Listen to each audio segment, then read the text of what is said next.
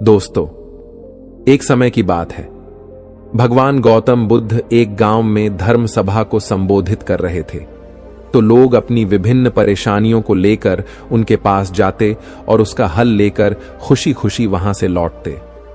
उसी गांव के सड़क के किनारे एक गरीब व्यक्ति बैठा रहता तथा महात्मा बुद्ध के उपदेश में आने जाने वाले लोगों को बारे ध्यान से देखता रहता, और वह बड़ा आश्चर्यचकित होता कि लोग अंदर तो बड़े दुखी चेहरे लेकर जाते हैं, लेकिन जब वापस आते हैं तो बड़े खुश और प्रसन्न दिखाई देते हैं।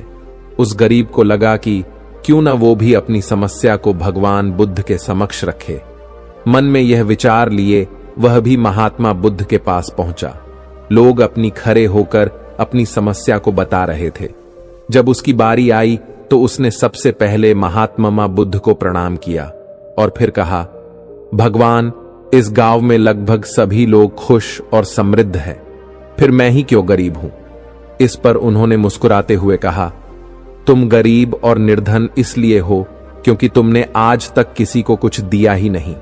इस पर वह गरीब व्यक्ति बड़ा आश्चर्यचकित हुआ और बोला, भगवान, मेरे पास भला दूसरों को देने के लिए क्या होगा।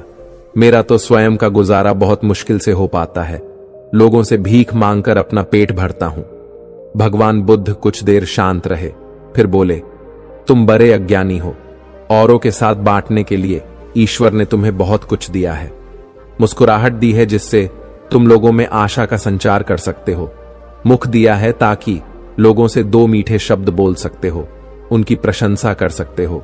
दो हाथ दिए हैं, लोगों की मदद कर सकते हो।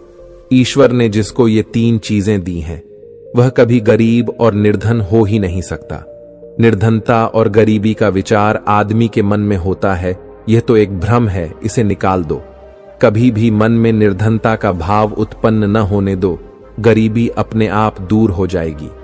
भगवान बुद्ध का संदेश सुनकर उस आदमी का चेहरा चमक उठा और उसने इस उपदेश को अपने जीवन में उतारा, जिससे वह फिर कभी दुखी नहीं हुआ।